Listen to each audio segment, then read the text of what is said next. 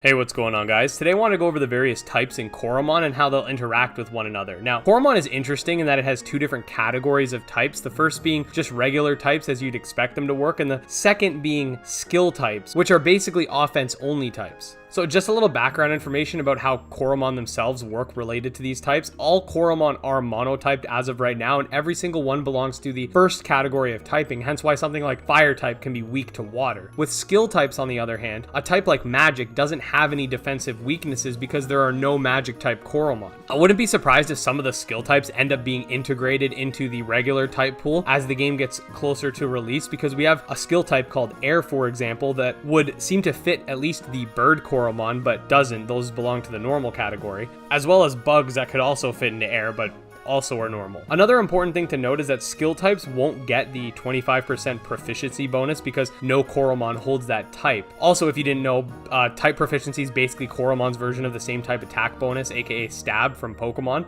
although this bonus is 25% instead of 50 in Pokemon. Now, with all of that background information out of the way, I'd like to analyze each type individually and talk about the interactions between the types and why they interact the way they do. So without further ado, let's jump right in. First up is the fire type, home to the Coromon that have an affinity with heat, fire itself, or magma. In it, we have 5 different Coromon, but only 2 separate lines as of right now, those being the Tiroga and Mino line. On a side note, since Coromon is only a demo right now, there are Coromon that are still unknown to us, so this will increase in the future. Fire is advantageous against ice because ice obviously gets melted by fire, and disadvantageous against water because fire gets put out by water, and also fire itself because fire and fire just makes more fire. We'll be just talking about offensive capabilities for each type in this video, as whilst talking about them, we also get the defensive interactions for other types as well. So to stop us from getting redundant, we'll just focus on the offensive encounters. Ice type Coromon are described as having an affinity with the cold and tend to be based on Arctic creatures. Currently, there are a total of 5 ice types, with there being 2 lines being the Cub-Zero and Frova lines. Ice is advantageous against water, which it should be because ice freezes water. I never really understood why in Pokemon it's not the same. It's going to do less damage, however, to fire because, again, fire melts ice, and ice because ice and ice just makes more ice. Over to water type, it's home to the aquatic Coromon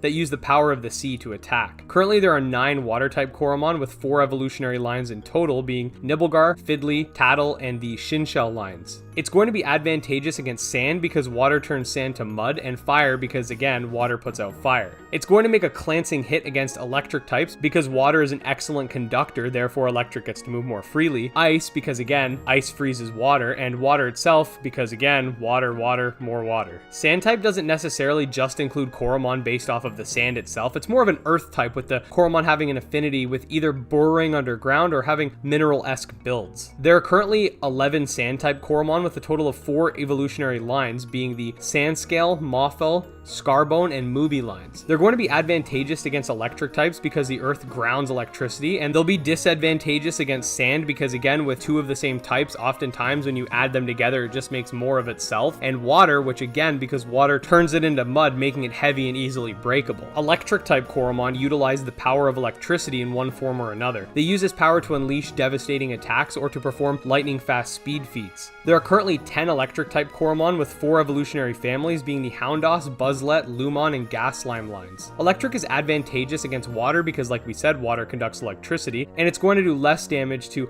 other electric types and sand types for reasons we've already stated previously. Next up is going to be the Ghost type, which, can I just say, I am very glad that they included this type. Ghosts make for some of the coolest and most interesting creature designs, so kudos to the devs for that for sure. The Ghost type, as you'd expect, is home to many creatures of either an ethereal or spiritual background. They utilize hexes and powers from the underworld to execute their attacks. There are currently 4 Ghost type Coromon, making up the Lunar Pup line and Otogi. Ghost type is advantageous against other Ghost types, likely due to the idea that only a ghost can hurt another ghost, and we see the same in Pokemon as well. It does less damage to normal types because of the whole idea that the ghost world and the human world are separate and cannot touch each other. Lastly, for the regular types, we have normal type, which is basically your basic type, anything that doesn't fit into the other elements. This can consist of animals, bugs, basically anything that doesn't scream a specific element. There are 13 normal types and 5 lines, being the Swarmy, Silquill, Slitherpin, Armado, and Patterbit lines. Normal types aren't advantageous against anything and hit ghost types for half damage, which we just discussed earlier. Pretty standard typing overall. Next up, we got the skill types, and we're going to end up going through them pretty quickly since no Coromon actually belongs to this typing and they have no weaknesses or resistances. They're purely offensive, like I've stated. So for starters, we got the Magic type, which seems to be Coromon's version of the Fairy or Light type. It's advantageous against Ghost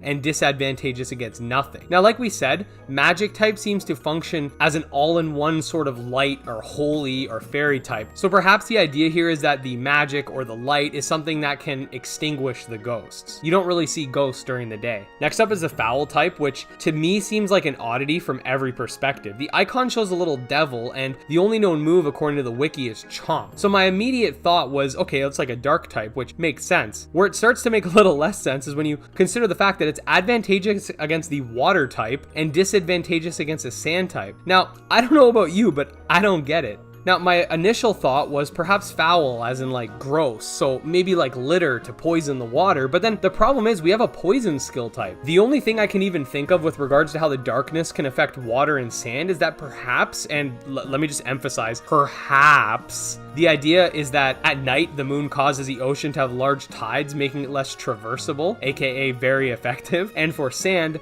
walking through the desert at night maybe is easier than walking through it when it's hot. I mean, I haven't personally traversed any deserts, but I don't know. The sand's not hot, so you can put your feet on it. I don't know. This one's got me really confused. So let me know in the comments if you have any ideas about it. Next up is the Heavy type, which is another strange one to be a typing, but at least I can understand where the thought process behind it lies. The only Heavy type attack is learned by various Heavy Coromon. As of right now, the only attack in question is called Body Blast. So this typing basically involves crushing things, so it's advantageous against ice, which makes sense. If you stomp on it, it'll crack, and it does less damage to fire because, I mean, well, go body slam a fire and let me know how that goes for you. Next up is the Air type, which is extra damage to fire because, you know, blowing on a flame could put it out, and interestingly ice, perhaps because combining the cold with ice makes a cold breeze, or perhaps heavy winds could shatter the ice, maybe something to that effect. Also, with fire, you could technically make this either very effective or not very effective because a little bit of wind can actually make a larger fire depending on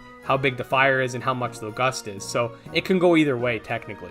The Poison type in and of itself is pretty self-explanatory. It involves various moves like Venomous Bees and Poison Chomp. Poison moves right now all have the chance to poison their target. It's going to be advantageous against normal, which I'm assuming is because normal types are just supposed to be like your average creature. So like, let's say a mammal or something gets poisoned, it would likely get very ill. It's a little bit of a strange one, especially when you consider that Slitherpin, a very common poison type user, is actually a normal type. So it does more damage to itself. It does less damage to ice, perhaps because you can't poison a block of ice, or maybe because you can't inject poison into someone if that poison is frozen. I'm not too sure on that one. It's a little weird as well. Last but not least is the Cut type, which is based off of the idea of slashing or cutting. It includes moves like Scratch and Double Slash, and as a result is advantageous against the Electric type, likely because if you cut a wire, it stops the flow of electricity. It's disadvantageous against Ghost type for the same reason that Normal is. It's just that idea of otherworldly beings not being able to interact with beings on this plane of existence. So yeah, guys, that's a basic rundown of every type in Coromon. The idea of having skill types is interesting, but ultimately I am kind of wondering if some of the Coromon will end up getting retyped as a result. Like I said, with Silquill, perhaps to air, and I mean, Slitherpin should be a poison type. What do you guys think of the Coromon type chart and the interactions as a whole? Let me know in the comments below, and if you did enjoy the video, make sure to like and subscribe for more Coromon and monster taming content. Follow me on Twitter at GymLeaderEd. Check out our subscriber Discord, all links in the description. Until next time, peace.